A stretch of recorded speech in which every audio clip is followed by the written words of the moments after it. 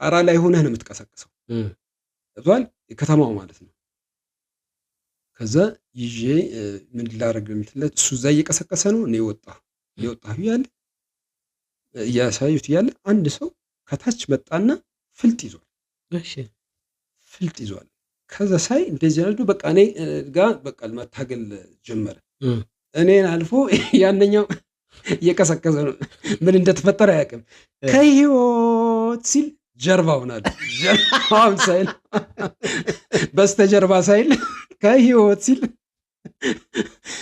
እና ሁሌ የምንጽቅበት ልክ አስብ ተገጣጠመ በኑሮ የተሻለ ያለበት እንደውም ከለር ማለት ነው ከለር ተገኘ በጣም ተገኝቶ እንደ በጣም ራይል ተወሰነ ቤት ነው ያለና በዛን የተማሪነት ህይወታችን እናያቸው የነበረ ነገሮች አሉ ያሳደጉ ለምሳሌ ታላቅ ፊልም ይሄ ብሶ ታላቅ ፊልም ቅዳሜ አይተህ ሰኞ እንዴት ነበር ለመንገር ለጓደኛ ለመንገር ሰኞ እሱ ነው የሚወራው ሌላ ምን ታወራለህ ወይ ደግሞ ቅዳሜና እሑድ ጎንደር ሲልማ ያየነው ፊልም ነው የምናየው የህንድ ፊልም አለ ህንድ ፊልም ዲስኮ ዳንሰር ምናምን ነው እነሱ ነው የምናወራው በወቅቱ በቃ ጾጉር ምናምን ሊያሳድግ እንደነበር ሰምቻለሁ ፎቶም ላይ አይቻለሁና እስኪ ምን ስለዛ አውራኝ እስኪ ተጽዕኖ ምንድነው ጾጉር የማሳደግ እንትኑ እንደዛ ያሳደረብህ ማን ነው ማንን ለመምሰል ነው እንደዛ መለያህ ነበር ያሳየ ነው መንገድ ላይ ሆኖ የሆነ ሱቅ ላይ በረንዳ ነው የሆነ ሱቅ በረንዳ ከዛ ህዝቡ ዛለ ከመሃል አንድ ሰውዬ በትልቅ ምን ጎራሽ ቴፕ ይባላል እንግዲህ በቴፖች በሚጎርሱት ባትሪ ነው የሚቆጠሩ ነውና ብዙ በጣም እንትን በዛ ደግሞ ብዙ ጊዜ የሚመጣው በኮንትሮባንድ የሚመጣውና መሃል ላይ ቁጭ ብሎ እንደዚህ ጠምዷል መሳሪያ እንደጠመደ ሰው ቴፑን ጠምዷል ሰውዬ ሬዲዮን እያዳመጠ እኛንም እያየን እላለሁ በጣም ገርሞኛልና ከዛ ቲያትሩም አለቀ ደስ ብሎ ሄድን ገባን ወደ ሆቴል ገባንና ልብሳችን ቀይርና ወክ ስናደርግ አንድ ሙዚቃ ቤት ያ ድራማው እየተላለፈ እንደገና ሰው ከቦ እያደመጠው ቀርጾ አክቲቭ ነው ሰውየው አይገርምም ግን በጣም እንዴት አስበው በቃ እኔ በጣም የገረመኝ እንደገና ያ ሙዚቃ ቤት ለካይ ሙዚቃ ቤት ባለቤት እሺ ሰው እንደገና ቁጭ ብሎ ያገኘን እኛ ወክ እያደረገ እየሰማው እንደገና ያየን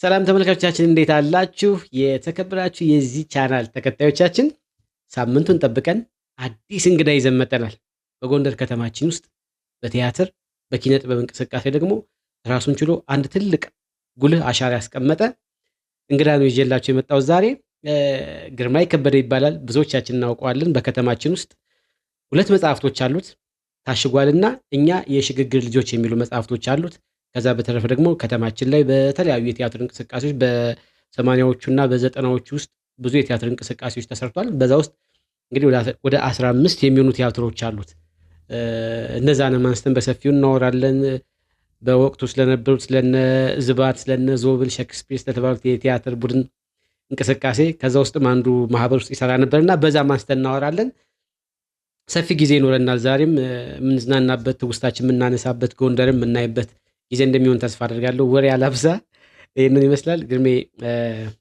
ኳንደና መጣ ኳንደና ቆየች እቺም እኛ አሁን ነው በቅርቡ የጀመርነው እናንተ በሬዲዮም በምኑ ስለጀመራችሁት እንደ ኢንተርቪው ምናምን ከኛ ተሻላላችሁ ግን ዛሬ ጠያቂው ሲጠየቅ አይነት ነገር ነው ብዙ ጊዜ ቀጠሮ ይዘን አልተመቸንም ዛሬ ተገናኝተናል በአካል ኳንደና መጣ ኳንደና ቆየች እስኪ ዛሬ ብዙ ነገር እናወራለን ግርማይ ከበደ ለብዙ ጊዜያት ያክል ቲያትር ውስጥ ባለመውጣት ብዙዎቻችን ወጣ ገባ እንላለን እንደውም አንዳንዴ ግርማይ ከበደ ሌላ ምን ስራ እየሰራ ነው ይሄን ያህል መስዋዕት የሚከፍለው እስከመባል ድረስ ተደርሷል ቀጥ ብለህ ለመክሊትህ ኖርሃል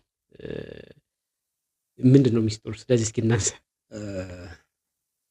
ዋናው ነገር እንግዲህ ለተፈጠርክበት መኖር ነው ውስጥ የሚያምነውን አለ የምትለውን የተፈጥሮ ጊፍት የተሰጠኝን ነገር በዛ ውስጥ መኖር ነው እና በዛ አይነት ሁኔታ ኖሬያለሁ ብዬ አስባለሁ። ግን በመሀል ደግሞ የተፈጠሩ ነገሮች አሉ።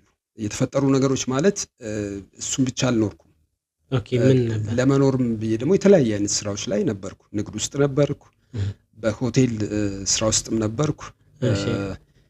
እንደዚሁም ተጨማሪ የማስታወቂያ ስራዎች ሰራለሁ። እሱ ላይ ደግሞ ከዚህ በፊትም አዲስ አበባ ነበርኩበት ሰዓት ላይ የማስታወቂያ ድርጅቶች ጋር እንደዚሁ ሰርቻለሁ። እሱ ነገሮች እንግዲህ የበለጠ እንድቆይና አንዳንድ ጊዜ የመኖር ጉዳይ አለ አይደለም እንጂ አልወጣሁም ብለው መሰለ ስነ ጽሁፉ ላይ ስላለው ቲያትሩ መጽሐፉ አለ፣ ልቦለዶቹ መጽሐፉ አለ። እሱ ነገሩ ላይ ምንጊዜም አብሮ ከህይወቱ ጋር የሚቀጥል ነገር ነው። ንባቡ አለ ምናምን አለ። ስለዚህ ከዛ ዙሪያ ውስጥ ነኝ። ግን ሞር ቲያትሩ ላይ ነበር እየወጣሁ እየገባሁ የነበረ። እሱ አይነት ነገሮች አኗኗሬ እንደዛ ነበረ። ከአርቱ ውጭ የተለያየ ስራ ሰርተሃል። መስተንግዶ የለ ምን የለ ብዙ ነገር ሞክረሃልና ንግዱ እስኪ ስለነሱ እናንሳ።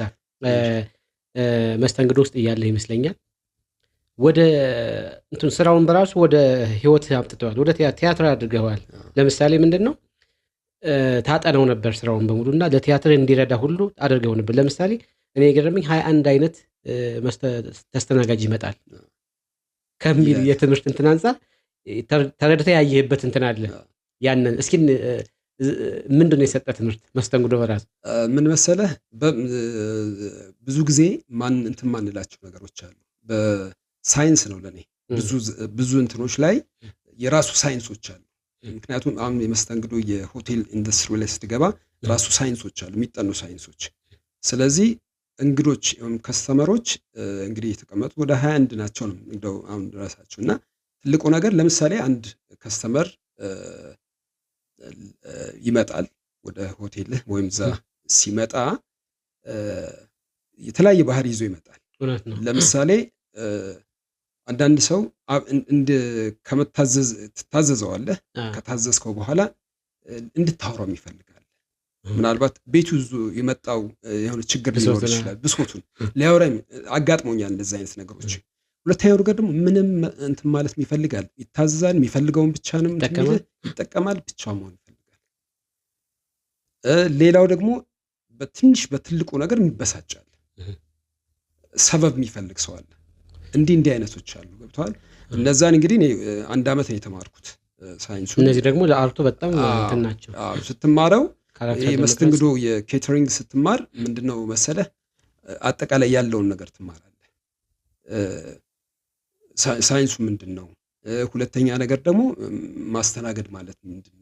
ኢንተርናሽናል ደረጃ ላይ በዛ ሌቭል ነው እንትን የምታረው እና እሱ ነገሮች መረዳት አለብህ። ምክንያቱም አንተ ወደዛ ስትሄድ የነዛ የከስተመሮችን እንትን ስለ ልቦና መረዳት አለብህ እና እንደሱ አይነቶች ነገሮች ስላለ ስለዚህ በዛ ቆይታዬ እንግዲህ 3 ዓመት ነው ጊዮን ሆቴል ነው ስራ የነበረው። ከዛ በፊት ናይት ክለቦችም ላይ ሰርቻለሁ። አንድ ደግሞ ኢንተርናሽናል ሬስቶራንት ነበረ ወደ ብስራተ ገብርኤል አካባቢ፣ እንደዚሁ እዛም ሰርቻለሁ። ስንሰራ በቃ ያን ነገር ተረድቼዋለሁ። እያንዳንዱን ነገር ባለው በትምህርትም እንትን ስላልና በቆይታዬ እሱን አይደለም። ምክንያቱም በስነ ጽሁፍ ወይም በቲያትር ኦብዘርቬሽን የምንለው ነገር አለ። አካባቢህን ኦብዘርቭ ማድረግ እና በቆይታችን በ3 ዓመት ውስጥ እኔ ወደ ራሴ ያመጣዋለሁ። ምክንያቱም ያን እየሰራው ማታ ጽፋለሁ፣ አነባለሁ፣ የሚጻፈው ነገር አለ። ምንም ወደ ራሴ ያመጣና እጠቀምበታለሁ። አሁንም ስንቅ ነው ለኔ። በእያንዳንዱ ጉዞዬ ላይ እኔ እንደ ስንቅ ነው የምወስደው። ንግድ ውስጥም ነበርኩ። በንግድ ውስጥም ሲሄድ እነዛ ነገሮች ምክንያቱም የተለያየ ከስተመር ዶር ቱ ዶር ነው የምሰራው። ለምሳሌ የምታዘዛቸው ነገሮች አሁን እንግዲህ እዚህ አሁን ባለው በዲጂታል እንትን ላይ ለምሳሌ ቤት ድረስ የሚሄድ የሆነ እሱ ነገሮች አሉ፣ ሰርቪሶች አሉ አይደለ? እኔ ከዛ በፊት እንደዛ አይነት ነገሮች ጅማ ነበርኩና ጅማ ነው የሰራሁት። እና ኦርደር ይደረጋለሁ። ኦርደር ተደርጎልኝ በየቤት ነው ታደርሳለህ። በቃ የራሴ ከስተመሮች ነበሩ። አዲስ አበባ ላይ የሚልኩልኝ ሰዎች ነበሩ። የሆነ ሳምፕል እቃዎች ይልኩልኛል። ያን ሳምፕል አዲስ ሊሆን ይችላል እንትን ብዬ ነጋዴዎች ጋር እንትን ይሄን ያህል አምጣ ይሉኛል። ወይ 2 ደርዘን 3 ደርዘን ያስፈልጋኝ መዘግባለሁ። በዛ አይነት መጠን ሁለተኛ የራሳቸው የሚፈልጉትን ነገር ደግሞ የሚያዙ ሰዎች አሉ። እሱ ነገር ሶሻል እንትን ላይ የበለጠ ገንብቶኛል። ሰዎች ላይ እንድታስብበት አድርጓል። የበለጠ ከሰዎች ጋር እንዳወራ ከሰዎች ጋር የበለጠ አታችመንት እንዲኖረኝ እና እሱ ነገር ጠቅሞኛል ብዬ ነው የማስበው በህይወቴ ውስጥ። በጣም አሪፍ። እኛ የሽግግር ልጆች የሚለው መጽሐፍ ላይ በኋላ ላይ የማነሳቸው ሀሳቦች አሉ። ስለ መጽሐፍቶች ስናነሳ ግን እንደ መግቢያ አንድ ነገር እናነሳ። የዘጠናዎቹን ክፋይ የሚመስል ታሪክ እንደገና ደግሞ ከዘጠናዎቹ ከፍ ያለም የአንድ ማህበራዊ ላይፍ የነበረን ዘመን አንስተሃል። እነ ስፔስ 1999 ስለሱ ፊልም አንስተሃል። በጣም ትውስታ የሚያነሳ ነገር ነው። ስለ አካፕልኮ ቤይ ምናምን በእርግጥ አብሮ ተያያዥነት አለው ከዘመኑ ጋር ተያይዞ እነዚህ የገቡበት ትውስታ እንድታነሳ ያደረገህ ነገር ተወዳጅ እንዲሆን አድርጎታል። እኔ ራሱ በጣም ደስ እያለኝ ነበር ያነበብኩት። ምክንያቱም እኔን ዘመኔን እንትን ይላል ይናገራል። እኛ ልጅ እያለን ተደብቀን ምናምን በብላክ ኤንድ ዋይት ሰው ቴሌቪዥን ተደብቀን እያየን የነማያ ምናምን ይባሉታል አይደለ? እንግዲህ አስበው እና ያንን ማንሳት ትንሽ እንትን ይላል ውስጥህን እንትን ይለዋል። እና እስኪ ስለዛው ላይ እንዴት ሊገባ ቻለ? ሀሳቡስ ምንድን ነው? እኔ ብዙ ጊዜ ይሄ መጽሐፍ እንዲነሳ ያደረግኩት ነገር የኛ የጎንደር አሻራ በልቦለድ አላየውም ብዙ ጊዜ። ለምሳሌ አብዛኛው ወይ የአዲስ አበባ መቼቶች ናቸው። እኔ ደግሞ ጎንደር ነው ተወልጄ ያደግኩት። የጎንደርን ልጅነት አውቀዋለሁ፣ የጎንደርን ወጣትነት አውቀዋለሁ፣ የጎንደርን ስኩል ላይፍ አውቀዋለሁ። ስኩል ላይፉን ለምሳሌ በአብዛኛው የፋሲለደስ አጠቃላይ እኛ ደረጃ ትምህርት ቤት እኔ የነበርኩበት እንግዲህ 80 ደርግ ሊወጣ ወያኔ ሊገባ አቅራቢያ ዋዜማው ላይ ነው እንግዲህ እዛኔ 1982 ነው የጨረስኩት 82 ነው። እና አሁን በዛ ሰዓት ላይ በነበርኩበት ሰዓት ላይ ወጣትነቴም አለ ታዳጊነቴም አለ ከ9ኛ ክፍል እስከ 8ኛ ክፍል የነበረ እንትን አለ እና ቴሌቪዥን የዛኔ በጣም በተወሰኑ ቤቶች ውስጥ ነው የነበረው። ለምሳሌ ቀበሌዎች ነበሩ። በቀበሌዎች ወይ ቀበሌዎች ነው የምታይ። በተለይ ደግሞ ቀበሌ 17 ነበረ 16 ነበረ። እኛ አካባቢ ለምሳሌ ፒያሳ አካባቢ ቀበሌ 13 ቀበሌ 12 ቀበሌ 2 በተለይ ደግሞ ቀበሌ 13 የኔ ሰፈር ከቀበሌ 2 ከቀበሌ 1 መጥተው ነው የሚያዩት። ቀበሌ 1ም የራሱ አለው እና ሄደን እናያለን እዛ። ወይ ደግሞ ከሰፈራችን አንዱ የተሻለ በኑሮ የተሻለ ያለበት እንደውም ከለር ማለት ነው ከለር ቴሌቪዥን በጣም ተገኝቶ እንደ በጣም ራይል ተወሰነ ቤት ነው ያለና በዛን የተማሪነት ህይወታችን እናያቸው የነበረ ነገሮች አሉ ያሳደጉ። ለምሳሌ ታላቅ ፊልም ይሄ ብሶ ታላቅ ፊልም ቅዳሜ አይተህ ሰኞ እንዴት ነበር ለመንገር ለጓደኛህ ለመንገር ሰኞ እሱ ነው የሚወራው። ሌላ ምን ታወራለህ? ወይ ደግሞ ቅዳሜና እሑድ ጎንደር ሲኒማ ያየነው ፊልም ነው የምናየው። የህንድ ፊልም አለ ህንድ ፊልም ዲስኮ ዳንሰር ምናምን ነው እነሱን ነው የምናወራ። ወይ ደግሞ ሌሎች የታዩ ነገሮች እዛ ሄዶ ማየት ቀላል ነገር አይደለም። እኔ ደግሞ ከፒያሳ ጋር ያለኝ ደግሞ ከፊልም ከሲኒማ ቤቱ ጋር ያለኝ ታችመንት አለ። በተጨማሪ ቀበሌ 12 እና ቀበሌ 13 ራሱ አዳራሾች አሉ። እንደውም እኛ ቲያትርም ስንሰራባቸው ነበር። እዛ አዳራሽ ይታይ ነበር።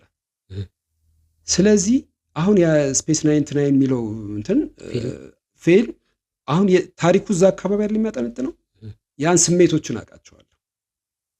ምክንያቱም ሄጄ ማወራው ነገር አለ። ያየሁትን ቅዳሜ ታላቅ ፊልም ላይ እንግዲህ አምሽተህ ነው የምታየው። አስብ ፕሮግራሙ ካለቀ በኋላ 6 ሰዓት ነው አካባቢ ነበር። በቃ እዛ እንትን ብሎ ከዛ በኋላ ተነሱ ተብሎ በተለይ ቅዳሜ በጣም የተለየ ነው። የተለዩ እንትኖች አሉ። ህብረት ትርኢት አለ። እሱን ለማየት ግቢው በቃ ሙልት ነው የሚለው። ግቢው ሙልት ይላል። ከዛ ቁጭ ስላለ ያስክን እንደገና ደግሞ ይከለክለዋል። ከፈለክ ጸባይ ያስፈልጋል። በጣም ጥበቃዎች አሉ። ራሳቸው ያንተን የሚጠብቁ ሰዎች አሉ። ደስ እንዳላቸው ነው በቃ። እና እሱ ነገር አለ።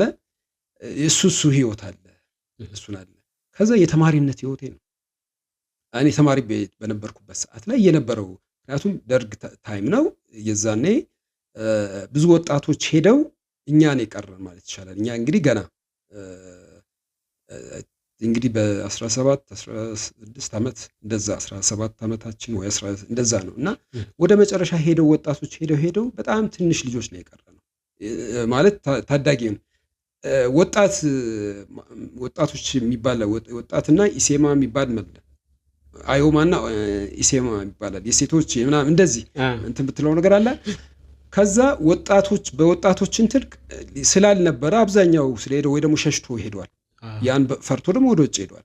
ስለዚህ እኛ ነን ወጣቶች ተብሎ እኛ ነን የምንገባው። ይዛኔ ብዙ እንትን አንልም። ሁለተኛ ትምህርት ቤቱ በራሱ ፋሲሌትስ ትምህርት ቤት የራሳችን የወጣትነት ላይፍ አለ፣ የፍቅር ህይወት አለ። እሱን ነው የጻፉት።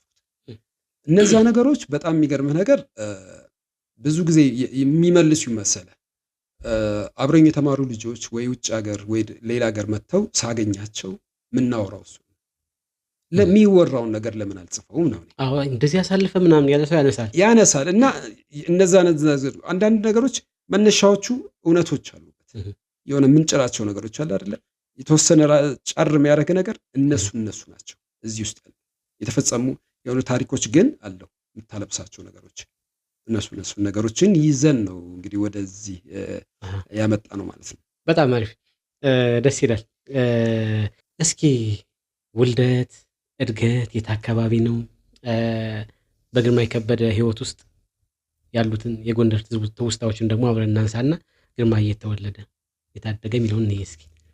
እንግዲህ ግርማይ ከበደ እኔ ማለት ነው የተወለድኩት ደንገልበር የሚባል አገር ነው። አባቴ መምህር ናቸው። የት አካባቢ? ደንገልበር ማለት ወደዚህ ወደ ጣና ወደ አለፋ አካባቢ እንደዚህ ነው፣ እንደዛ ነው። እና የ2 ዓመት ልጅ እያለን እሱ አባታችን መምህር ስላልነበረ ወደዛ እንግዲህ እዛ ሄደው እናቴና አባቴ ወደዛ ሄደው ከዛ በኋላ ነው እዛ ላይ የተወለድነው። ታናሽ ወንድሜና እኔ እዛ ነው። እሱ አይከል ነው የተወለደው። አይከል ወደ ጭልጋ ተወለደ። እኔ ደንገልበር ጣና ዳር ነች፣ እዛ ተወለድን። ከዛ 2 ዓመት ሆኖኝ ነው የመጣ ነው። እኛ መጣን ጎንደር እንግዲህ ቀበሌ 13 እዛ እንትናለን በቃ። ከዛ በኋላ ህይወት እዛ ተጀመረ ማለት ነው። ቀበሌ 13 እንግዲህ በተለምዶ እኛ በምናውቀው አባይ ግድብ ይባላል ሰፈሩ። አባይ ግድብ ማለት ከፔፕሲ ወደ ላይ ጥሩ መኝታ ቤት ይባላል። በወቅቱ ነው አባይ ግድብ የሚባለው አባይ ግድብ። እሺ ከምን አንፃር ግን እንደዛ ሊባል ቻለ? እንግዲህ ከኛ ትልቆች አሉ በእነሱ ነው የተሰየመ እና በዛ ነው የምናውቀው። አሁን የኛ ጀነሬሽን አባይ ግድብ በሚለው ነው የምናውቀው። እና ወንዝ ነበረ በጣም እንደውም ተደፍኖ ነው እንጂ ትልቅ ወንዝ ነበረ እዛ አካባቢ። ከሷ እንደውም አባይ ዝንግሪት የሚባል አለ ደግሞ ከሱ ወርደ አባይ ዝንግሪት የሚባል አለ። ገብርኤል መገናኛ በጎኑ የሚያልፈው እሷን አባይ ዝንግሪት ነው የሚባለው ቦታው አካባቢ። አባይ ግድብ ይሏል እንግዲህ ላይ እና በዛ ነው የሚታወቀው። ጥሩ መኝታ የሚባለው አሁን እንግዲህ ቅርብ ጊዜ 80ዎቹ ምናምን አካባቢ የተሰራ እንትን ነውና አብዛኛው በዛ ነው የሚያውቀው። እኛ ደግሞ ልጅነታችንም እዛ ነው ያሳለፍነው። ከዛ ወጥተህ እንግዲህ ፒያሳ ማህበራዊ ላይፍ ነው ምን ይመስላል? የልጅነት ጊዜ በጣም ይገርማል። እዛ ውስጥ እንግዲህ እዛ ሰፈር ውስጥ 7 ቤተሰቦች አሉ። አንድ ከዛ አባይ ግድብ ከምልህ አንድ 7 ቤተሰብ የሚኖርበት የኔ ቤተሰቦች አሉ። ሌሎች ደግሞ አሉ እንግዲህ የተለያየ አባወራ ደረጃ 7 ቤተሰብ ማለት እነሱ ነው። እነዛ የሚኖሩበት እዛ ግቢ ውስጥ ነው ያደግኩት። ከዛ ግቢ ውስጥ ማለት ከግቢው ልጆች መካከል ትንሽ ወጣ ምለው እኔ ነኝ። እዛ ግቢ ውስጥ መውጣት አይቻልም። እዛችሁ ግቢ ማለት ነው። እኔ አልፌ ወጥቼ በነፃነት ምል ልጅ ነበርኩ በልጅነቴ ማለት ነው። ብዙ ነገርም መድፈር የምችል ልጅ ነበርኩ። እንግዲህ ከሰባታችን ከዛ ውስጥ ካሉ ከሰባታችን እኔ ትንሽ እኔና ታናሽ ወንድሜና እኔ አለን። ሌሎች ደግሞ አሉ። ሰለሞን መረሳ፣ ሰለሞን መለሰ፣ አሸናፊ ዮናስ፣ በቃ ብርሃኑ ተዘራ የሚባሉ አብረውኝ ያደጉ። ሰለሞን ማነው አበባ ሀጎስ የሚባሉ ነበሩ አብረን ልጆች። እና ከዛ ደግሞ ታችኛው አባይ ግድብ የሚባለው ሰፈር አብረው ይይዛል። እና አማኑኤል አብርሃ ለምሳሌ የሚጠቀስ በስፖርቱ እንትን ላይ ሜክሲኮ ላይ በጣም የሚታወቅ ጎበዝ ተጫዋች። እንደውም አሁን ልጁ እዛ ደርሶ ለፋሲል ከነማ የሚጫወት የሱ ልጅ አለው። እንግዲህ ከነሱ ልጆች ጋር ነው ያደግኩት። እኔ ራሴ እንትን አለኝ። እነ ልዑል ኪሮስ የሚባል አለ አሁን የባንክ ባለሙያ ነው። ከነሱ ጋር ነው ያደግኩት። በወቅቱ ተጽዕኖ ፈጣሪዎቻችሁ ማን ነበሩ? ስታዩዋቸው የምትደነቁባቸው ምናምን እነማን ነበሩ? በተለያየ አይነት በስፖርቱም ሊሆን ዘውግ በስፖርቱ ሊሆን ይችላል፣ በኪነ ጥበቡም በምንም እንግዲህ በእንትን በኪነ ጥበቡ እኛ በነበርንበት ልጅ በነበርንበት ሰዓት ላይ ምን ነበር መሰለ የታዳጊ ኪነት የወጣት ኪነት የሚባል አለ በደርግ ሰዓት ማለት ነው። ከዛ የከፍተኛ ኪነት የሚባል አለ። የኛ ከፍተኛ አንድ ነው የሚባለው። ቀበሌ 1 ቀበሌ 2 ቀበሌ 13 ቀበሌ 3ን ይዘህ 4 5ን ይዘህ እሱ አንድ ከፍተኛ ነው። ቀበሌ 12 11 ምናምን ይዘህ ደግሞ ከፍተኛ 2 ይባላል። 16 17 ይዘህ ደግሞ ከፍተኛ 3 ይባላል። የከፍተኛ ከፍተኛ 4 ነው እሱ ነው። አራቱም የራሳቸው የወጣቶች ቡድን አላቸው። ቀበሌዎቹ ደግሞ የታዳጊ ኪነት አለ እና አምሳል ምትክ የወጡበት ማለት ነው። እና አምሳል ምትክ የወጡበት ማለት እዛ እንግዲህ የቀበሌ 13 ታዳጊ ኪነት ነው። እንግዲህ እሱ አለ እነ ፋሲሌደስ አለ፣ ፋሲሌደስ ኪነት አለ። በቃ ኢንስፓየር ያደረጉን ማለት ነው። እንደገና ፖሊስ ኪነት አለ። በጣም የሚገርም ታሪክ ያላቸው ወደ ኋላ ስቲል ብዙ የሚገርም ታሪክ ያላቸው ናቸው። እንግዲህ ኪነ ጥበቡ ላይ ያን እያየን አድገናል። እነ ታማኝ በየነ ፋሲሌደስ ላይ የነበሩ ድራማ ትንሽ ነገር የሚሰሩ እሱን እናያል ነበረ። በስፖርቱ የህንፃ ኮንስትራክሽን እንደገና የኮሌጅ የፖሊስ የክፍለ ጦር እንትኖች ነበሩና እነሱ መተን የምናይበት ፋሲሌደስ ሜዳው ላይ መተን የምናይበት የነበረ ሁኔታ ነበር። እንግዲህ እና ማኔልም በዛ እንትን አሉ ነው ብዬ የማስበው። ስፖርቱ በዛ፣ እኔ ደግሞ ይሄኛው ፓርት የኔ ስቦኛል ማለት ይቻላል። በጣም አሪፍ። ወደ ትምህርት እንግባ ደግሞ። የተማርክ እንዴት ነበር? በትምህርት ጎበዝ ነህ? ሰነፍ ነህ? መካከለኛ ነህ? ምን አይነት ላይፍ አለ እስኪ ከትምህርት ጋር? ትምህርቴ እንግዲህ የተማርኩት ቀበሌ እዛኛ ሰፈር ውስጥ ቀበሌ 13 አባዜና የሚባሉ እዛ ነው የጀመርኩት። አባዜና የሚባሉ እንትን ናቸው፣ ቄስ ትምህርት ቤት ነው። እዛ ጀመርኩ። ከዛ ግን ለአከም ይባላል ቀበሌ 1 ወደ ገረገንዳ አካባቢ አሁን በጥሮታ እንትን ነው እንጂ ሆስፒታል ይሰራ ነበር። እሱ ከዛ ከአባዜና ተምሬ ወደዛ ሄድኩ። ከዛ ተምረን አንድ ሰፈር ልጆች ነን። እንደዚህ ምን አሁን ሰለሞን መረሳን አምልጅ ተወስበን እንግዲህ ትምህርት ቤት ገባን። ወደ አንደኛ ክፍል ነው። አንደኛ ክፍል ህብረት ነው የተማርኩት።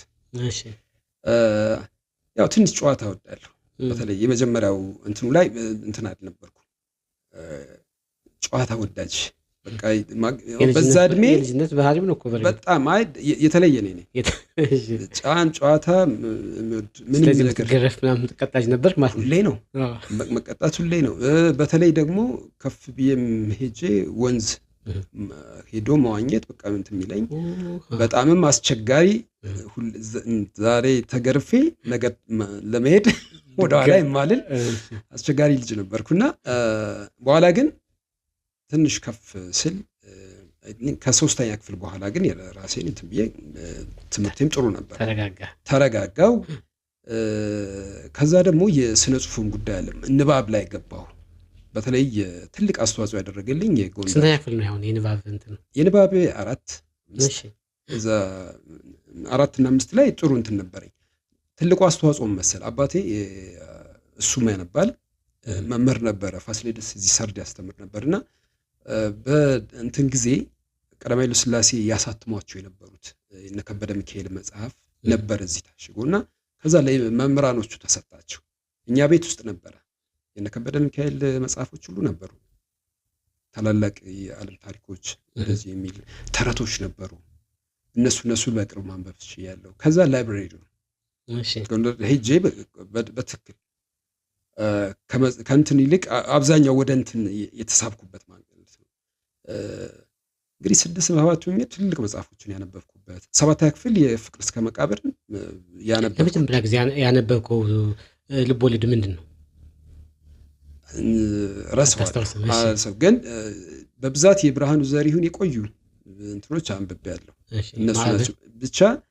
እዛ ቤተ መጽሐፍት ውስጥ የነበረ ሁሉ መጽሐፍ ይነበባል። ልቦለድ መጽሐፍ የሚገርመኝ መሰለ ብዙ ሰዓት ተቀምጠህ የማንበብ ትግስቱ ያለው በዛ። ምክንያቱም አሁን እንዴት ትችለዋለህ ነው የማይታሰብ ነውና ብዙ ሰዓት ቁጭ ብለን እናነብ ነበር። ፍቅር እስከ መቃብርን እዛ ነው የጨረስኩት። እና እሱ ነገር አለ ይሄ ነገር። ከዛ ምንድነው ኪነ ጥበቡ ነገር ደግሞ አለ። ትምህርቱ እንግዲህ በትምህርት ደረጃ ያው መካከለኛ ከሚሉት ነኝ። አቅሜን በደንብ ያልተጠቀምኩ ማለት ነው። ያለኝና አለ ግን ይሄኛው ይወስድብኛል፣ ያታለኛል፣ በቃ በጣም ያታለኛል። አንዳንድ ጊዜ እንትኑን ገልጬ እንደዚህ አንበብ ስትባላል አይደል? እሱ ነገር አለ። እሱንም አልፌበታለሁ። ግን እንትን አይደለም አለ ያችን ነገር እንዲጠበቅልኝ ይፈልጋለሁ የትምህርቱ። ከዛም እንደዛ ሆኖ ያው 10ኛ ክፍል እያለን ምን ሆነ እኔ ግጥም አነብ ነበር ክላስ ውስጥ። አማርኛ መምህራኖቻችን ሲባል ግጥም አነብና ስለም እንደማነብ ሲያውቅ አንድ ሰለሞን የሚባል ልጅ ነበረ። እዛ ዘፋኝ ጎበዝ ዘፋኝ ነው የሚዘፍን ልጅ ነውና አጠቃላይ የሚባል ኪነት ነበረ። ወደ መጨረሻ አካባቢ እነ ፋሲለደስ እና እንትን ያለው ከቀበሌዎች እነዚህ ቀበሌ ከፍተኛ ምናምን ብሎ እንትን ፈራርሰው አጠቃላይ የሚባል የከተማው ነበር ማዘጋጃ የሚለው እና እዛ ላይ ልጁ ሄደ ጠቆመኝና እንድመጣ አደረጉ። ምን ግጥም እንድጽፍላቸው ግጥም የሙዚቃ ይፈልጉ ነበርና በዛን ሰዓት ሰላም ይፈለግ ነበር። እንግዲህ 80ዎቹ ማለት እንግዲህ አንድ 3 ዓመት ይቀረዋል እንግዲህ ወያኔ መግባት፣ ትንሽ ጦርነቶችም የበዙበት ስለ ሰላም የሚሰበክበት እና እንደገባው ሰላም የሚል ግጥም ጻፍኩላቸው። እሷንም ከዜማ ከሚሰሩት የራሴ ነች ረስቻቸዋለሁ። አሁን ብቻ ጥሩ እንትን ነበረኝ። በኋላ ዳንስም ወድ ነበርና ዳንስም ደግሞ ወድ ነበር፣ ጎበዝም ስለነበርኩ ዳንሰኛ አደረኩኝ። በእግረ መንገዱም ማለት ነው። በግጥም ገብቼ የአጠቃላይ ኪነት ዳንሰኛ እስከመሆን ደረስኩ ማለት ነው። ሪትሙን የጠበቀ ቤት የሚመታ ዳንስ እና መድረክን የፋሲለደስን መድረክ የሲኒማ ቤትን መድረክ እንትን ያልኩት በዳንስ ነው። አረባክ በዳንስ ነው የረገጥኩት ከቲያትር በፊት እሱን እንደሱ ነበረ። በጣም አሪፍ ትውስታዎችን እያነሳን ነው። ከዚህ ጋር ተያይዞ እንግዲህ ትንሽ ከፍ ማለት መጣ። ቲያትር ቡድኖች ተመሰረቱ። ወደ ቲያትር ቡድን ገባ። እስኪ ደግሞ ይሄን እናንሳ። ኦኬ እሱ እንግዲህ እንመሰለ እኔ 82 ጨረስኩ። 82 ጨርሼ ገና ውጤት መጋቢት ላይ ነው ወደ አዲስ አበባ ሄድኩ። እሺ መሰረት ትምህርት የሚባል ነበረ። መሰረት ትምህርት ማስተማር 10ኛ ክፍል ተማሪ ሆነን ነው ማስተማር የጀመረው። የክረምት ላይ ታስተምራለህ።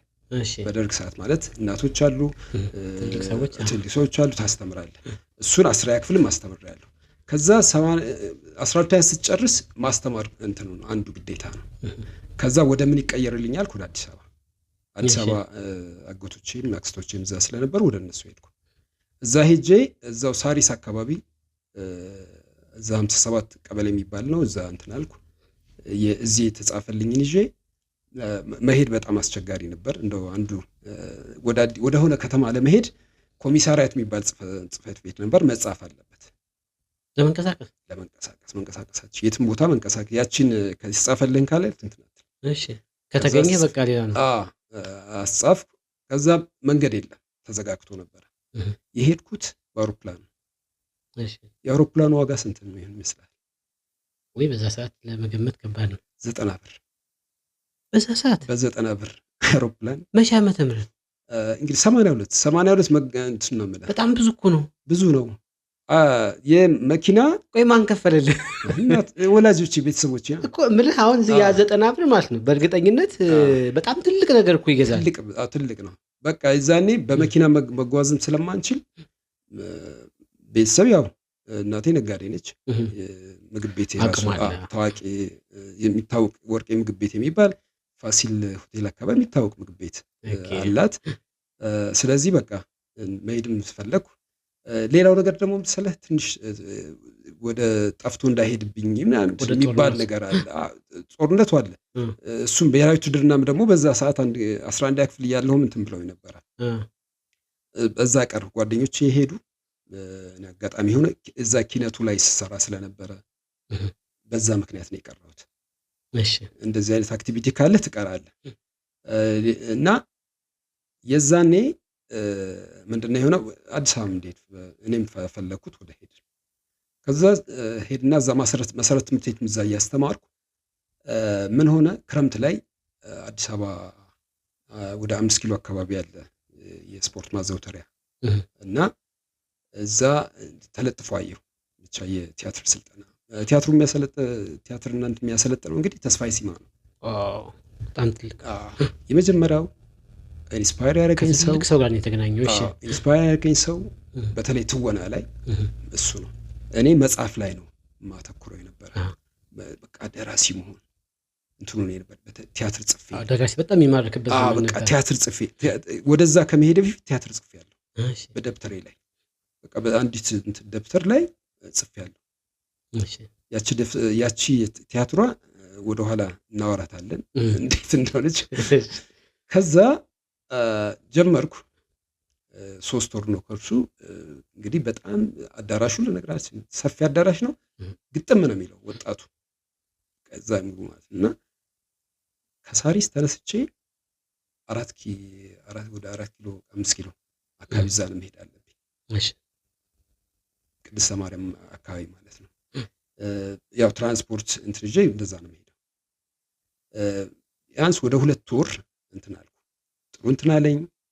እኔም ደግሞ ምኖቶችን ምን ይዛለሁ። እሱ ብቻም አይደለም እሱ የሚያስተምርበትን ላይብራሪ ሄጄ ደግሞ ብዙ ጊዜ የቲያትር መጽሐፎች አልነበሩ፣ የምን መጽሐፎች አለ ግን የውጭ መጽሐፎች ነበሩ። ወመዘክር በጣም ደንበኛ ነበርኩ። እዛ እንትን እያልኩ እሱ የሚለው ነገር እጽፍ ነበር የበለጠ ራሴን እንትን እንድል ማለት ነው። የስነ ጽሁፍ የተጻፉ ነገሮችን እሱን አነብ ነበረ። በኋላ ምን ሆነ፣ አንድ ቀን ምክንያት ይፈለግ ነበር። በጣም ብዙ ተማሪ ነው። መንገድ ላይ አፈሳ ተጀመረ። እኔ ወደዛ ስመጣ ወደ ትምህርት ቤት እየሄድኩ ወደ ማሰልጠኛው እየሄድኩ ከዛ ወደ ቤት ተመለስኩ። እሺ ተመለስኩ። በሁለተኛው ሲሄድ ቀረው መቅረት ክልክል ነው። ኦኬ 2 ወር ምናምን ብቻ ሄጃለሁ፣ ብዙ ሄጃለሁ። ከዛ እኔ ብቻ አይደለም ብዙ ልጆች ናቸው። በቃ ተባረረ። እሺ ከዛ ወደ ጎንደር መጣ? አልመጣሁም። እዛው በቃ ራሴ እንትን አልኩ። ምንድነው ዶልፊን የሚባል ቲያትር ክለብ እዛው ሳሪስ ላይ ጓደኞችን ሐሳብ ነገርኳቸው። ዛኔ ቲያትር ክለብና የሚባል ነገር እንትን ይባል ነበር። ወሰኔል ኪሮስ የሚባል አለ፣ የዛ የሳሪስ ልጅ ሎሊዮን ደሰን የሚባል አለ። እዛ አካባቢ እንደዚሁ አወራንና ዶልፊን የሚባል ቲያትር ክለብና የእንትን እነሱ እንትኑም አላቸው። በተለይ ሎሊዮን ደሰን የሚባለው ልጅ የራሱ ባንድ ያለው ልጅ ነው ምናምንና ከቄራ አቋቋምን። ከቄራ ከሳሪስ የመጡ ልጆች በቃ ተቋቋሙ። ምን ገመግም መጽሐፎች ላይ የምናወራ ምናምን ደግሞ ደና አቅም ያላቸው ልጆች የተሰበሰቡበት ነው። ቅዳሜ የስነ ጽሁፍ ውይይት የሚደረግበት እንደዛ አይነት ነገርና እሱ እንትን ሆነኝ። ከዛ ምንድን ያደረኩት እንደዛ ሲሰራ ምናምን ቆየሁ። ከዛ ወደ ጎንደር መሄድ ፈለኩ። አሁን ጎንደር ያችን እንትን አምጥተህ እዚህ ለመስራት በቃ እኔ በጣም ውስጤ ሁሌም ብዙ ነገሬ ጎንደር ላይ ስለምን አይኖርም ነው። እዛ ቢኖር መጣሁ። ከዛ ቀበሌ 13 አዳራሿ ብያለሁ። በላይነህ ጌታቸው ይባላል የሬን ባለቤት። እሺ ሬን ባለቤት እሷ አለ። ማርዘነብ ይመር ትባላለች፣ ትግስት ተክሉ ትባላለች፣ እኔ ያለሁ ብቻ 1-5 ሆነን እኔ ቲያትር አስጀመርኩ። እሺ ቲያትር አስጀመርኩና የመጀመሪያ የጀመርኩት ዝም ብዬ እሸት ነው በሚል ነው ስሙ። እሺ ቅድም እናወራት ያልካት ናት የመጀመሪያው ቲያትር እሷን ወድ ልመጣልህ አይደል? እሺ ከዛ እሸት የሚባል ነው ዝም ብለህ ስያሜ ሰጥ። ያንኛው ተቸት ስላለኝ ምንም እንግዲህ የዛኔ ቲያትር ክለብ ምናምን የሚባል ነገር አልተቋቋም። ግን ክሬዲት መንፈግ የሌለብን ነገር እንዲህ አይነት እንቅስቃሴዎችን በትምህርት ቤት እነ ቲቸር ጎይቶም ይሰሩ ነበር። የራሱ ለምሳሌ ፋሲሊቲ ትምህርት ቤት እንኳን እሱ እኛ ገና ሳንወጣም ነበር እንቅስቃሴዎች። አብዛኛው እንደዚህ አይነት በቲያትር በእንትን ደረጃ ግን ተጀመረ እዛ። በኋላ ያን ትንሽ ቆየንና ዝባዳል መጀመሪያ ቆቆማችሁ? መጀመሪያ እሸት በሚል ነው ስም ያዘ። ብዙ አልቆየንም እንደገና። ስለዚህ የዝባድ ዋና ማገሩ አንተ ነህ ማለት ነው? ዋናው አለቃውን ያገኘሁት። ከዛ ጀመርን። ስክሪፕት ያችን እንትን የነበረች ሰሩ ላይ የተጻፈች አድጋ እዛ አዲስ አበባ የተጻፈችው ነው የተጻፈችው። እሺ እኔ ስልጠና ከመግባቴ በፊት ነው የጻፍኩት። በቃ በመሰለኝ ማለት ነው በመሰለኝ ነው የጻፍኩት። እና ከዛ በኋላ ግን ምን መባል እንዳለበት ስትማር የለየሁት መጣ። ከዛ እንደዛ አድርኩና አይ ቲንክ አንድ አጭውትና አንድ በቀል ሚል ነው ርዕሱ። እሺ እና እሱን ነው እንትን ያለ እሱን ጀመር። እዛ ቀበሌ 13 ተፈቅዶልን እንትን ማለት ጀመረ። ከዛ ሌሎች ተቀላቀሉ። እኛ አሳያችሁ የመጀመሪያው ቲያትር? አዎ ቀበሌዎች ላይ ቀበሌን ያሳየው ቀበሌ አዳራሽ በጣም እዛ ሲመረቅ የነበረው እንትን እስኪ አስታውሰን። በቃ ቀበሌዎች እንደዚህ ቀበሌ አዳራሾች ጥሩ ነበሩ። ምክንያቱም ብዙ እንትን አክሰሱ የለም። ይሄ ለመዝናናት እንትኑ አክሰሱ አልነበረም በሰዓቱና የነበረው እንትን ነገር አሁን መስመረቅ የሚለው ነገር በኋላ ነው የበለጠ። በቃ ትኬት እንትናል ለእንትን ለወፍጮ ቤት ትኬቷ አለች አይደል? በሷ በ50 ሳንቲም 50 ሳንቲም እያስከፈልን ማስገባት ጀመርን። ከዛ እንትን ያስፈልጋል አልኩ፣ ሲነር ያስፈልጋል አልኩ። ሲነር ያሰራው መጋረጃ ተንቀሳቃሽ ስለምንንቀሳቀስ ማለት ነው። ከአንዱ አዳራሽ ለምሳሌ ቀበሌ 12 አዳራሽ ትሄዳለህ፣ አራዳ ደግሞ ትሄዳለህ ቀበሌ 7 አዳራሽ። እሱን ይዘን እንትን ለማለት ምን ማድረግ አለብህ? ተንቀሳቃሽ መጋረጃ ያስፈልጋል። ፊሊያ የቲያትር ይቅርታና ፊሊያ የቲያትር ቡድን ሲቋቋም ለመጀመሪያ ጊዜ ሲኒየር የሰጠን አንተ ነበርክ። ታስታውሳለህ? እንግዲህ አመሰግናለሁ። በጣም ነው እናመሰግን። በጣም ምክንያቱም እኛ ስለ ሲኒየሪ እናውቀዋለን ሲኒየሪ እንደሚያስፈልገን፣ ግን አቡጀዲ እንደውም ትንሽ የተቀዳደሰች ምናምን ነበር እሷን ጠጋግንን፣ ግን እንትኑ ደስ ይል ነበረ የተሰራው በጣም የሚያምር ነበር የሰጠንና ብዙ አገልግሎናል፣ ብዙ ነገር እንትን ብሎናል። እናመሰግናለን በዚህ አጋጣሚ። እሺ ገበላል እና ያ ነገር የሚያስፈልግን ነገር መሰብሰብ ጀመርኩ። ምክንያቱም አሁን ገንዘብ መጣ እንትኑ አይደለም ማቴሪያል ሲኖር ሚለው ማጽናተ ገብተዋል። ያ ነገር የበለጠ እንዲቀጥል የበለጠ ልጆች እንዲኖሩ በቃ ሲኖር በጣም ይኖራል። አለኝ የምትለው ነገር ይኖራል። ይሄ ማከፋፈያ በራሱ እኮ ብርቅ ነው። የዛኔ በጣም ብርቅ ነው። ቴፕ ከሆነ ተውስህ ሶፋ የሆነ መቼም ስትጽፈው ብዙ ነገር እንዲኖር አድርገን ከአንደኛው ቤት ተነስቶ ከአንደኛው ቤት አስመጥ ፈቅደውልን። በጣም ደግሞ ይዛኔ ነበር ማርዘነብ የምትባል አብራኔ ነበር። የእነሱን ቤት ሶፋ ነው ይዘና መተን ሲኒማ ቤትም ስናሳይ እንደዛ ነው። ሌላው እንደዛ ነው ብሎ እናደርገውና በቃ ማየት ይፈልግ ነበር። እንደዛ አይነት ነገር ማለት የሚሟሉት ነገሮችን በመሰብሰብ የበለጠ እንትን ማለት ጀመርን። ከዛ በኋላ ነው እንግዲህ ሌሎች ቲያትሮችን ስልጠና ደግሞ እንደገና መጣ። ማን ነው እኔ በጣም ብዙ መሰረት የሆኑ ተጨማሪ ነገር ብዙ ነገር የሰጡኝ መካከል ዳንኤል አለባቸው ይባላል። ኤክስፐርት የነበረ ነው። ሁለት በጣም ነው ብዙዎች ይመሰገናል ይነሳል። ለኔ ደግሞ የተለየ ነው። ሊሻን ስብሐት ይባላል። አቅማቸው በጣም ይገርማል። በተለይ ሊሻን ስብሐት ለአጻጻፍ ቴክኒካሊ ኮሜዲ ፕሌዮችን ይበለጠ እንትን እንዲያለ ይሰራል። እንደገና ፕሌዮችስ እንዴት ይተረጎማሉ ቁጭ ብዬ አብሬ ለምሳሌ አንዳንድ የውጭ መጽሐፎች አሉ አዛምዶ የመተርጎም ጉዳይ እሱንም ያሳየኝ ለሊሻን ስብሐት ነው። ሁለተኛ አንዳንድ ስታይሎችን የአጻጻፍ ስታይሎችን ደግሞ አዘገጃጀት ሁለቱም በጣም አቅማቸው ያንኛው በመጽሐፍ ጎበዝ ሊሻን ስብሐት። ዳኒ ደግሞ የራሱ የሆነ እንትም አለው ዝግጅትም አለው። ሊሻን ስብሐትም የራሱ በዝግጅትም በምን ከዛ እዛ ላይ ስልጠናውን ወሰድኩ። እዚህ ላይ ስልጠና ላይ ነው ዋሴ ነጋሽ ነበረ። ማን አሁን እዚህ ከዘመናችን ከዚህ የጋበዝናቸው መጥተው ከሚወሩት ውስጥ ማን ነበር የእናንተ ቡድን? እንግዲህ ዋሴ ነጋሽ ነው የነበረ። ሌሎች አሁን በብዛት የሌሉ እኔና ዋሴ እንግዲህ ሌሎችም ነበሩ። ጋሼ ከማን ነው የነበረው? እሱ አልነበረ። እሱ እኮ የራሱ እንግዲህ ትምህርት ቤት አይደል? እሱ የራሱን የቻለ ትምህርት ቤት ላይ ፋሲሊቲስ ትምህርት ቤት ላይ ባለ የቲያትር እንቅስቃሴ የሱን ያህል የደከመ ሰው የሱን ያህል በጣም ታች ለብዙ ሰዎች መነቃቃት የሆነ እና ያ ሌላ ነው።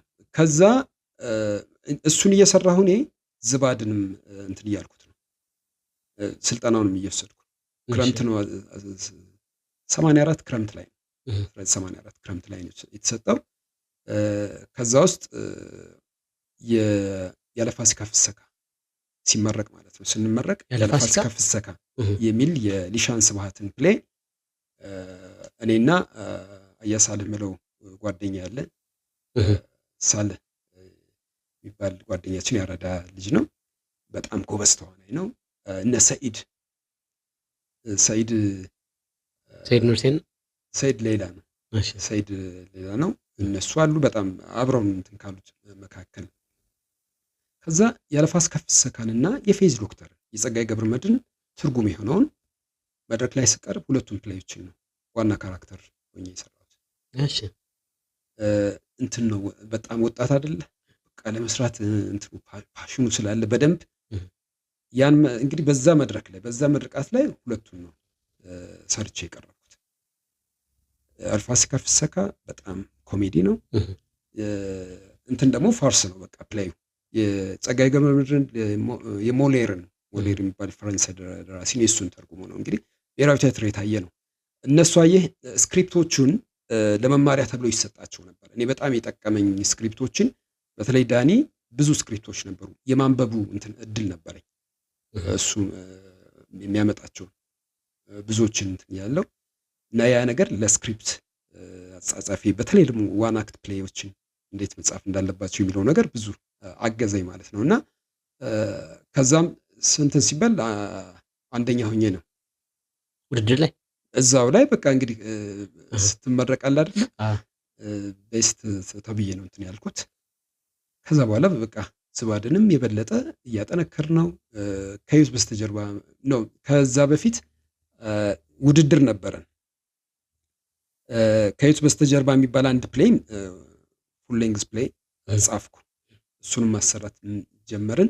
ራሱ የሆነ ደግሞ ታሪክ አለው በጣም አዝናኝ ታሪክ ከዩት በስተጀርባ 9 ተኩል የሚል ደግሞ በተለይ ርዕሶቹ ራሱ በጣም የሚገራርሙት 9 ተኩል የሚለው በክልሉ ላይ ተወዳድረን ያው ብዙ ጊዜ ጎንደር መቼም እንትን ይባላል አንደኛ መሆን የሚገባው በጣም እንትን የተባለ ቴክኒካሊ ነው። ቴክኒካሊ ዋን አክት ፕሌይ ተብሎ በኋላ ግን ጊዜው የኤችአይቪ ጉዳይ ስለነበረ በቃ በዛ ምክንያት አንደኛ ያደረጉት ያንኛውን ፕሌይ ነው። ከሁሉ ምናምን ያለ ምን እንትን ነው ጊዜ የሚሉት ነገር አለ ብዙ ጊዜ ማግባባን ዋን አክት ፕሌይ ካልክ ቴክኒካሊ ነው ወይስ ወይ በዚህ ጉዳይ ላይ ተብሎ እንትን ህግ ካልወጣለት ዋን አክት ፕሌይ ተብሎ ብቻ ከሆነ በፈለከው መንገድ ተወዳድረ ማሸነፍ መቻል አለበት። በተመልካችም ቤስት ተብሎ የተመረጠ ነው እና የኔ ስክሪፕት ነበረ። ዳንኤል አለባቸው አዘጋጀው፣ እኔ ሱራፌል ተካ፣ ትግስት ተክሉ፣ ማርዘነብ ይማር የሚባሉት 4 ካራክተሮች ናቸው። በዛ ነው የተሰራው። ጥሩ ነበረ። እሱ በተለይ ደግሞ ወደ ባህር ዳርም ሄደን እድሉ እንደገና አጠቃላይ ነገር ለማየትም እድሉ የተፈጠረበት ነበረ ማለት ይቻላል ማለት ነው። ግርማይ ከበደ በወቅቱ በቃ ጸጉር ምናምን ሊያሳድግ እንደነበር ሰምቻለሁ፣ ፎቶም ላይ አይቻለሁ። እና እስኪ ስለዛ አውራኝ እስኪ ተጽዕኖ ምንድን ነው? ጸጉር የማሳደግ እንትኑ እንደዛ ያሳደረብህ ማን ነው? ማንን ለመምሰል ነው እንደዛ? መለያህ ነበር ይመስለኛል ፎቶ ላይ በጣም የገረመኝ። እንግዲህ ምን መሰለህ በዛ ወጣት አይደለም የቦምባርዲ አይነት እሱ አይነት እንትን ነበረ ድሬድ ለማድረግ ግን ጸጉርህ ላውጫ ነው እና በጣም ነበር እንትን ያምራል ራሱ። ግን ብዙ አላደገም። ያቺ ኮፍያዋም ስላለች ነው ብዙ አልዘለኩበት። ግን የተከተሉኝ ሰዎች ነበሩ። እኔ ቶሎ አንተን ለመምሰል ማለት የተከተለ ሰው ነው እንደዚህ አይነት ነገር ነበረ። እሱ ነው እንደውም አንድ አጋጣሚ ልንገር። ከህይወት በስተጀርባ የሚባል ፕሌይ ፉል ሌንግዝ ነው ይዘን ወደ እየዞርን ነው ወደ ደብረ ታቦር ነው ማነው ዳባትና ደባርቅ ነው ይዞ የምንሄድና ወደ ዳባት ስንሄድ አጋጣሚ በዛን ጊዜ በተለይ ይሄ ከአባማሃ ምናምን ታይም ነበረ። በጣም አስቸጋሪ ታይም ነበረ እና ፕሮግራም ዘረጋንና ዘርግተን እያለ ከዛ በፊት የሆነ ችግር ነበረ ከተማው ላይ እና እኛ መተን እኛ ለመቀስቀስ ነው እዛ እና ዳባታ አንድ ህንጻ አለ። ህንጻ ዝም እንትን የምትቀሰቅስበት ቦታ ነው። አሁን ያስተዳደሩ ምናምን እንደዚህ አይነት ቢሮ ምናምን የተለያዩ ቢሮዎች እንትን ሆኗል አሁን እዛና ሴዱ ማስታወሰው ያን ዘመን ማስታወሰው እና እኔና አብድሬ የሚባል ልጅ አለ በጣም ጎበዝ ከቲያትር ውስጥ ያለ ነው እና ለመቀስቀስ እዛ ወጣን። እኔ ድሬድ ያደርጋለሁ ያቺ ኮፍያ ያለች አረንጓዴ ቢጫ ቀይ ያለች ከዛ ደግሞ አረንጓዴ ቢጫ ቀይ በዛም ሰዓት ትንሽ እንትን ነበርና ከዛ ይዤው እንትን ላይ አናቱ ላይ ሆነን ጣራ ላይ ሆነህ ነው የምትቀሰቅሰው እቷል ከተማው ማለት ነው። ከዛ ይዤ ምን ላደርግ የምትለት እሱ እዛ እየቀሰቀሰ ነው እኔ ወጣሁ ያለ እያሳዩት ያለ አንድ ሰው ከታች መጣና ፍልጥ ይዟል። ከዛ ሳይ እንደዚህ ያለው በቃ እኔ ጋር በቃ መታገል ጀመረ። እኔን አልፎ ያንኛው እየቀሰቀሰ ነው። ምን እንደተፈጠረ አያውቅም። ከህይወት ሲል ጀርባውን አለ ጀርባውን ሳይል በስተጀርባ ሳይል ከህይወት ሲል እና ሁሌ የምንስቅበት ልክ አስብ ተገጣጠመ ከኔ ጋር እኔን አለፈኝ። እኔማ አመለጥኩ ሰውየው። እሱ የዛኔ ኮሚሳሪያት የሚባሉ ነበሩ። የዛኔ ወያኔ የገባበት ሰዓት ነው። ወያኔ ገብቶ ሀገሩን ተቆጣጥሮት ካድሬ የነበረ ሰው ነው እና ምን ብለውታል መሰለህ እንትኖች መጥተዋል። በቃ በተለይ ትንሽ አስቸጋሪ ነገር ነበር። የባህታውያን ምናምን አይነት ነገር ነው። እንደዛ አይነት ነበር ያሰቡትና አንተ ስትሆን እኔን ስቶኝ ሄደና ከዛ እሱ ከህይወት ሲል ጀርባው አለበት። እኔ ወረድኩ። ከዛ ሁለታችን ተይዘን ታስርን። ቲያትሩ ሰዎች እንትን ለማለት ምን ተቋረጠ። በእናንተ ምክንያት በዚህ ምክንያት ታሰርን። ገባን እዛች ትንሽ እንትን አለች ገባንና በዛ ምክንያት እንትን ማለት አልቻልንም። ወጪ አወጥተናል። አስብ መጀመሪያ ሲኬድ መጀመሪያ ተዋናዩ ሲገባ እንግዲህ 7-8 እንሆናለን። ምን ይምጣላችሁ? ዶሮ አሉ። ሁሉም ዶሮአችን በላን። ሁሉም ዶሮውን በላ። ከዛ በኋላ እራት በምን ይበላ? ምን ይበላ? ሳንቲም የለም።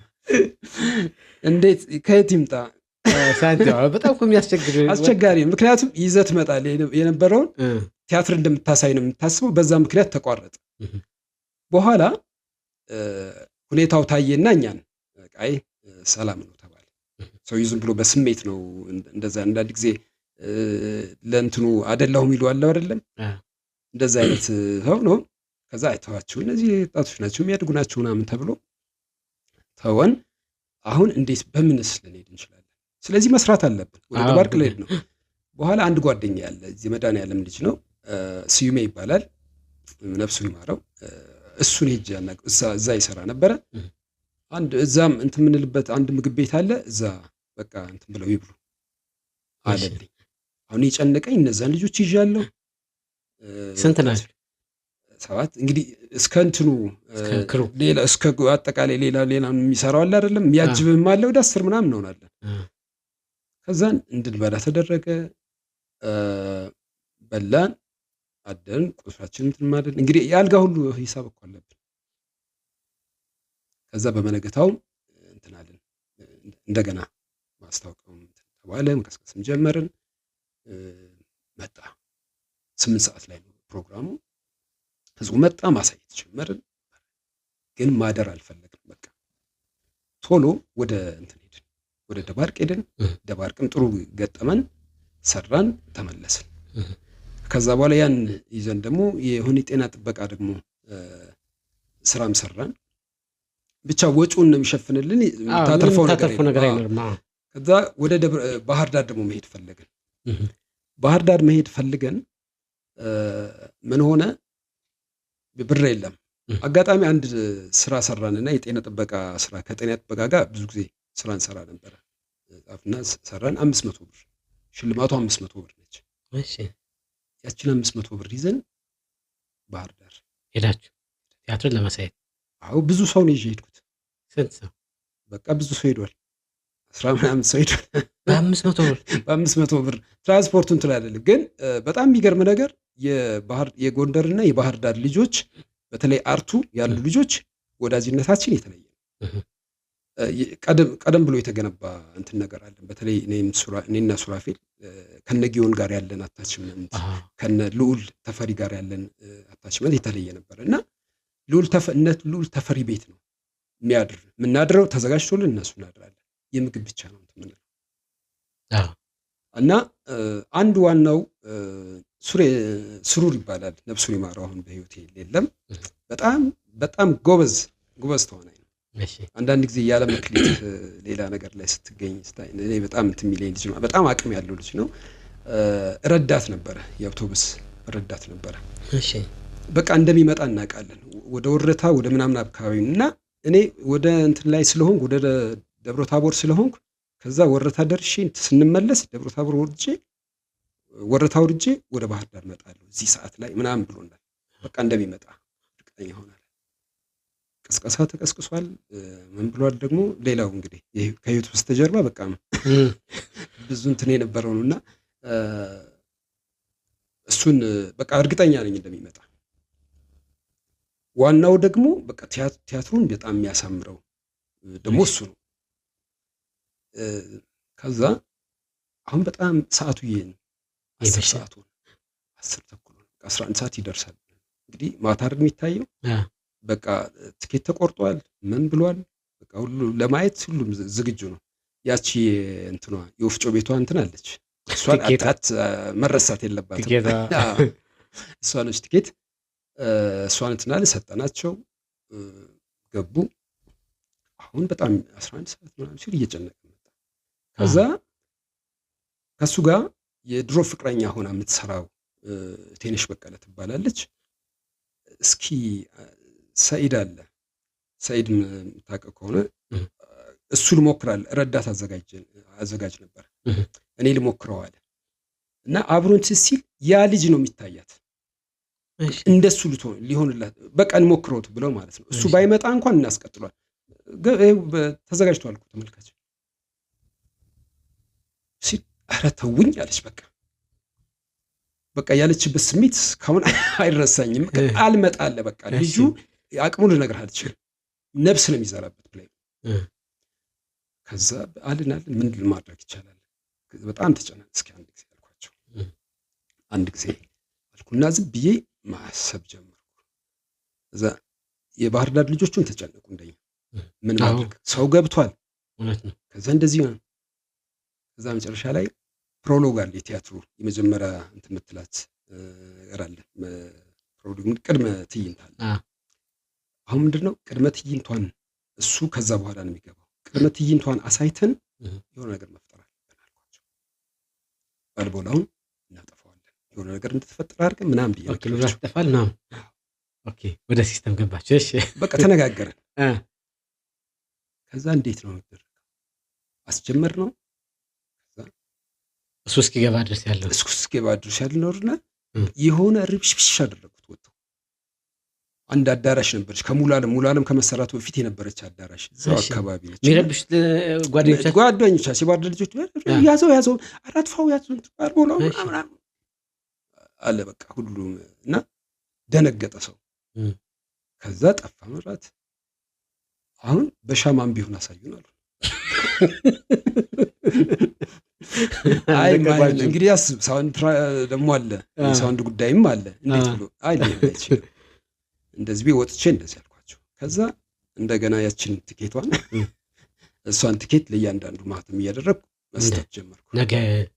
በቃ ምንም ተረዱን። በቃ እነሱ ከዚህ ጋር ነው ችግር ስላለ በዚህ ብለን እንትን ብለናቸው በመነገታው ነው ያችን ትኬት ልገዛ ስገባ ስቴሽን ተጫወታችሁብን አደላለኝ።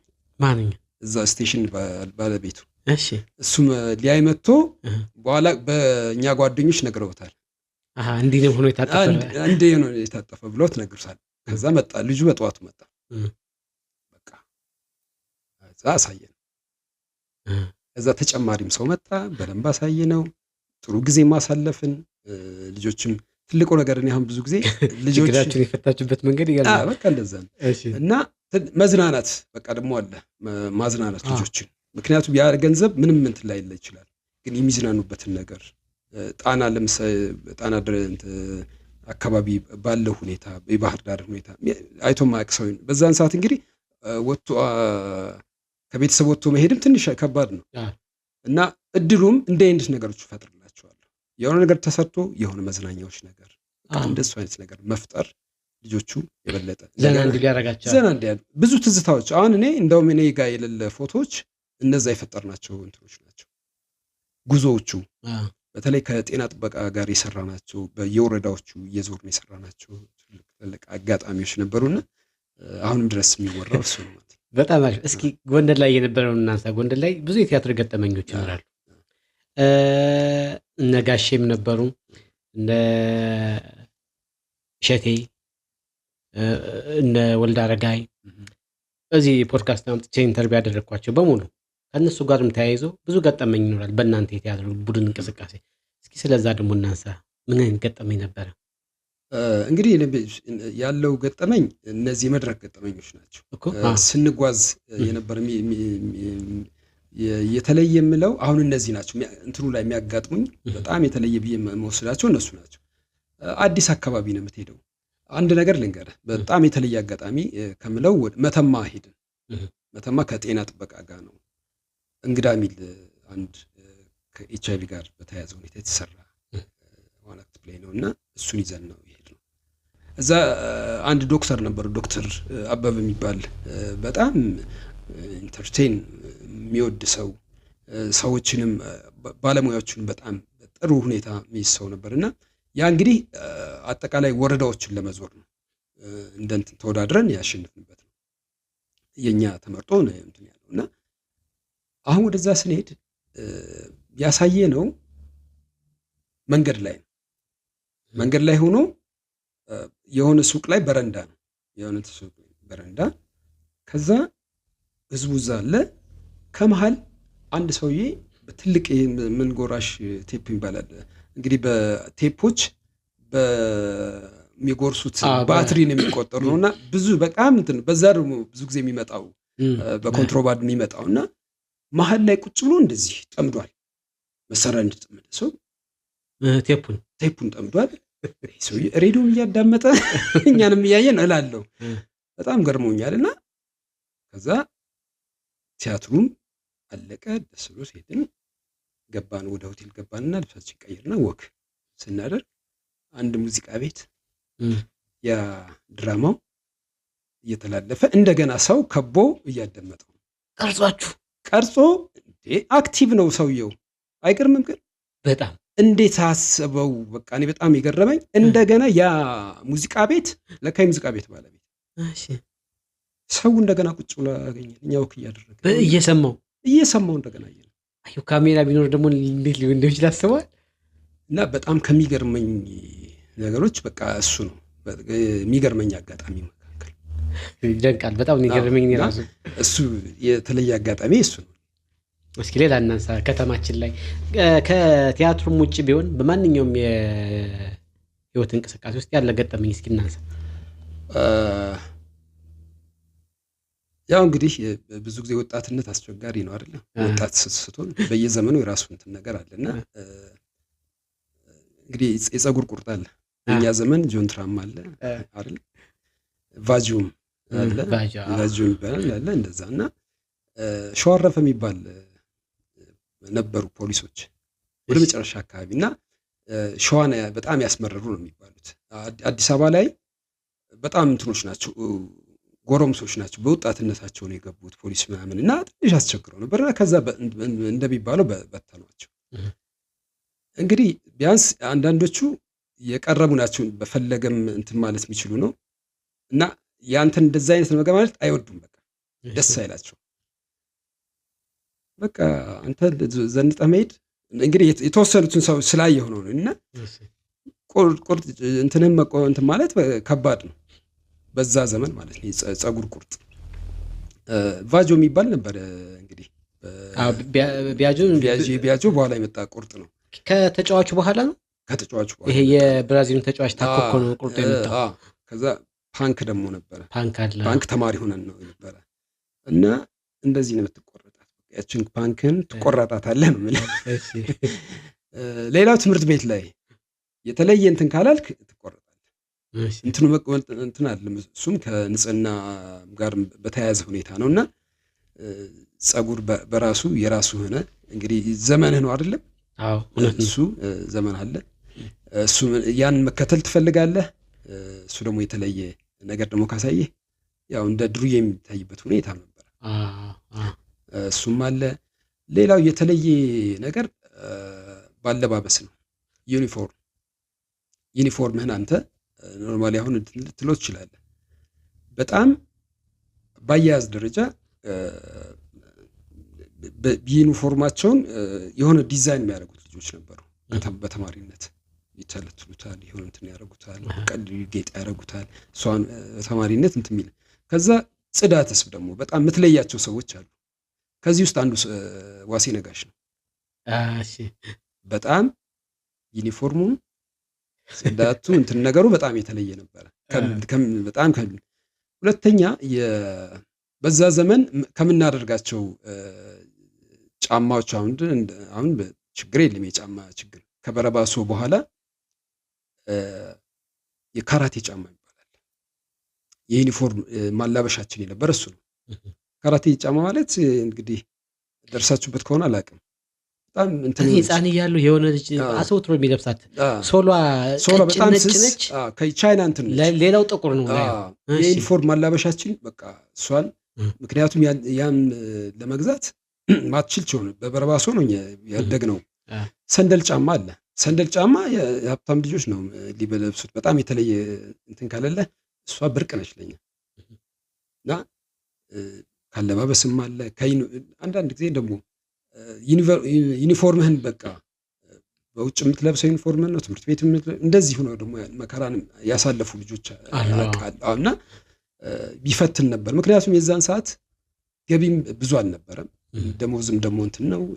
ሁለተኛ የመግዛት አቅሙ እንግዲህ ዋናው ነገር ምንድን ነው? ልጅን ማሳደግ፣ ትምህርት ቤቱ እንዲማር ያለውን ነገር ይዞ እንዲያድግ ማድረግ ነው አይደለም?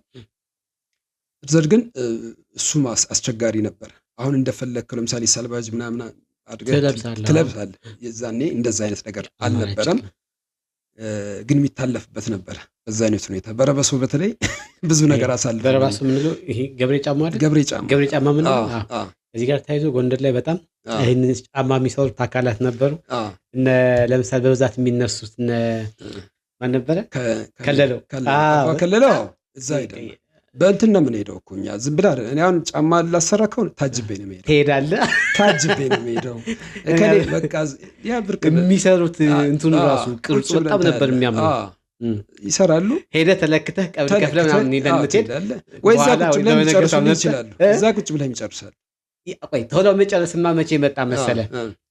እኔ ብዙ ጊዜ አሰርቻለሁ እና እዚህ መምህራን ኮሌጅ ሊስትሮ ምናምን እየሰራን እያለን ሄደን እናሰራለን።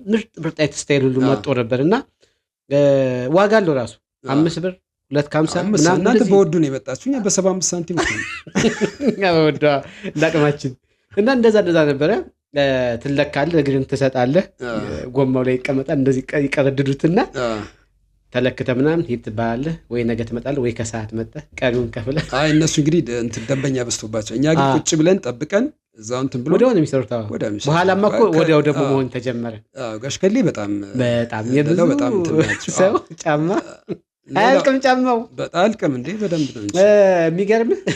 ከዚህ ጫማ ጋር ተያይዞ ግን አንድ ታሪክ መሰራት አለበት፣ አንድ ቪዲዮ ማለት። ምክንያቱም ለምን መሰለህ? ጨርቅ ኳስ ካልሆነ ጎማ ኳስ እሱን ለብሰን አንጫወትም። አንዳንድ ቢስማሩ እየወለቀ እሱ አስቸጋሪ ጫማ ያበላሽ ማነው ኳስ ያበላሽብን ነበርና እንትን እንላለን ራሱ እንትን ስለሚነቀል ኳስም ተሎ ይጨርሳል፣ ያፈነዳብናል። ጨርቅ ኳስ ከሆነ ብቻ የምንጫወትበት ብቻ ብዙ ታሪክ አለው። የወደ ቀን እንሰራዋለን ራሱ እንትን። ሌላው የፊልም ቤት ታሪክ ነው። የፊልም ቤት ታሪክ አሁን እሱን አንሳልኝ ብዬ ቅድም ለአንተ የቲያትር የአርት ህይወት ትልቅ አስተዋጽኦ አለውና ፒያሳ አካባቢ ፊልም ቤት ታዘወትር ነበረ። እስኪ ስለዛ እናንሳው። በዛ እንግዲህ ማስታወሰው